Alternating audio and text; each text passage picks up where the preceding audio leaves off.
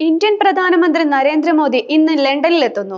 ഇന്ത്യയും ബ്രിട്ടനും തമ്മിലുള്ള സ്വതന്ത്ര വ്യാപാര കരാർ ഒപ്പുവെക്കുക എന്നതാണ് ഈ സന്ദർശനത്തിന്റെ പ്രധാന ലക്ഷ്യം. എന്നാൽ ഖലിസ്ഥാൻ തീവ്രവാദികളും അനുബന്ധ ഘടനകളും ഉയർത്തുന്ന ഭീഷണി ഈ സന്ദർശനത്തിന്റെ പ്രധാന ചർച്ചാ വിഷയമായിരിക്കും. ഇന്ത്യൻ വിദേശകാര്യ സെക്രട്ടറി വിക്രം മിശ്ര ഇന്നലെ നടത്തിയ വാർത്താ സമ്മേളനത്തിൽ ഖലിസ്ഥാൻ തീവ്രവാദികളുടെ സാന്നിധ്യം ഇന്ത്യയുടെ അജണ്ടയിലെ മുഖ്യ ഇനമാണെന്ന് വ്യക്തമാക്കി. ഇത് 4ാം തവണയാണ് പ്രധാനമന്ത്രി മോദി ബ്രിട്ടൻ സന്ദർശിക്കുന്നത്. ഖലിസ്ഥാൻ തീവ്രവാദികളുടെയും അവരുമായി ബന്ധപ്പെട്ട മറ്റു സംഘടനകളുടെയും സാന്നിധ്യത്തെക്കുറിച്ച് UK വിദേശകാര്യ മന്ത്രാലയത്തെ അറിയിച്ചിട്ടുണ്ട് എന്നും ഈ വിഷയത്തെ തുടർന്ന് ആശയവിനിമയം നടത്തുമെന്നും വിദേശകാര്യ സെക്രട്ടറി പറഞ്ഞു. ഇന്ത്യയിൽ തട്ടിപ്പുകളും മറ്റു കുറ്റകൃത്യങ്ങളും നടത്തി ബ്രിട്ടനിൽ അഭയം തേടിയവരെ തിരിച്ചെത്തിക്കിയ കാര്യം ചർച്ച ചെയ്യാൻ ഇവരെ ഇന്ത്യയിലേക്ക് തിരിച്ചയക്കണം എന്ന ആവശ്യത്തിൽ ഇന്ത്യ ശക്തമായ നിലപാട് സ്വീകരിക്കും. തീവ്രവാദത്തെയും കുറ്റകൃത്യങ്ങളെയും കുറിച്ചുള്ള ഈ ആശങ്കകൾക്ക് ബ്രിട്ടൻ എത്രത്തോളം പ്രാധാന്യം നൽകുന്നു എന്നത് ഉഭയകക്ഷി ബന്ധങ്ങളുടെ ഭാവിക്ക് നിർണായകമാകും. ഇരു രാജ്യങ്ങളും തമ്മിലുള്ള സഹകരണ തീവ്രവാദത്തിനെതിരെ ക്രിമിനൽ പ്രവർത്തനങ്ങൾക്കുമെതിരെ എങ്ങനെ മുന്നോട്ട് കൊണ്ടുപോകണമെന്ന് കാത്തിരുന്ന് കാണേണ്ടതാണ്. 2021 ഇന്ത്യയും ബ്രിട്ടനും തമ്മിലുള്ള ബന്ധം ഒരു തന്ത്രപരമായ കൂട്ടുകെട്ടായി വളർന്നിരുന്നു. അതിനുശേഷം ഉന്നതതല രാഷ്ട്രീയ യോഗങ്ങൾ പതിവായി നടക്കുന്നുണ്ട്. ഈ കൂട്ടുകെട്ടിനെ കൂടുതൽ ദൃഢമാക്കാൻ ഇരു കക്ഷികളും ആഗ്രഹിക്കുന്നു.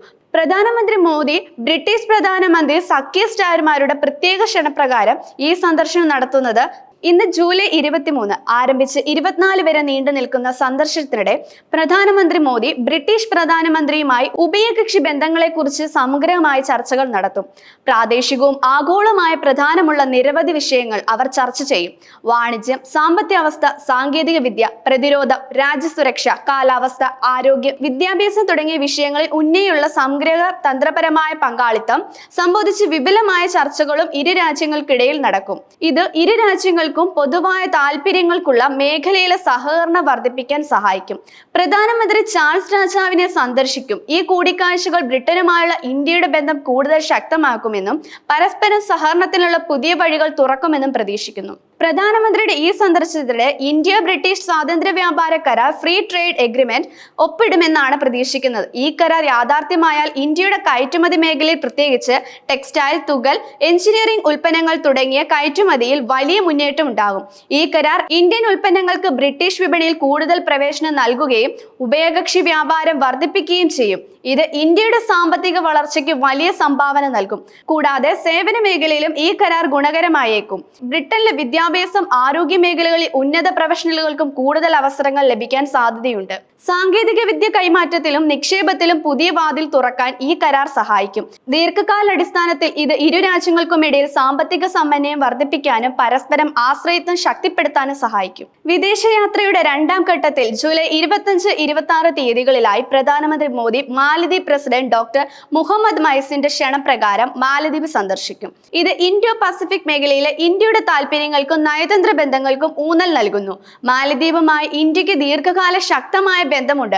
പ്രതിരോധം, സുരക്ഷ, വികസന സഹായം തുടങ്ങിയ മേഖലയിൽ ഇന്ത്യ മാലദ്വീപിന് വലിയ പിന്തുണ നൽകിയിട്ടുണ്ട്. ഈ സന്ദർശനം മാലദ്വീപിലെ പുതിയ സർക്കാരുമായി ബന്ധം ശക്തിപ്പെടുത്താനും ഇൻഡോ പസഫിക് മേഖലയിലെ സുരക്ഷയും സ്ഥിരമായി ഉറപ്പാക്കുന്നതിൽ സഹകരണം വർദ്ധിപ്പിക്കാനും സഹായിക്കും. ചൈനയുടെ വർദ്ധിച്ചു വരുന്ന സ്വാധീനത്തിന്റെ പശ്ചാത്തലത്തിൽ മാലദ്വീപുമായി സൗഹൃദബന്ധം നിലനിർത്തേണ്ടത് ഇന്ത്യക്ക് അത്യാവശ്യമാണ്. ഈ സന്ദർശനം ഇന്ത്യയുടെ നെയ്ബർഹുഡ് ഫസ്റ്റ് നയത്തിന്റെ ഭാഗം കൂടിയാണ്.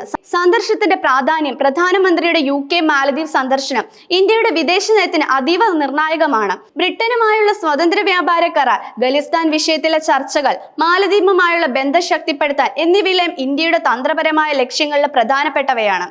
ഈ സന്ദർശനങ്ങൾ ഇന്ത്യയുടെ സാമ്പത്തിക വളർച്ചയ്ക്കും പ്രാദേശികവും ആഗോളവുമായ സുരക്ഷാ താല്പര്യങ്ങൾക്കും എങ്ങനെ ഗുണകരമാകുമെന്ന് വരും ദിവസങ്ങളിൽ വ്യക്തമാകും. ഈ സന്ദർശനത്തിലൂടെ ഇന്ത്യക്ക് അതിന്റെ ആഗോള നില കൂടുതൽ മെച്ചപ്പെടുത്താനും പ്രധാനപ്പെട്ട ഉഭയകക്ഷി ബന്ധങ്ങൾ ശക്തിപ്പെടുത്താനും സാധിക്കും. അന്താരാഷ്ട്ര വേദികളിൽ ഇന്ത്യയുടെ ശബ്ദം കൂടുതൽ ശക്തമാക്കാനും ഭീകരവാദത്തിനെതിരായ പോരാട്ടത്തിൽ ആഗോള സഹകരണം ഉറപ്പാക്കാനും ഈ സന്ദർശനം സഹായിക്കും. മൊത്തത്തിൽ പ്രധാനമന്ത്രിയുടെ ഈ വിദേശയാത്ര ഇന്ത്യയുടെ ഭാവി നയതന്ത്രം, സാമ്പത്തിക കാഴ്ചപ്പാടുകൾക്കും ഒരു പുതിയ ദിശാബോധം നൽകും.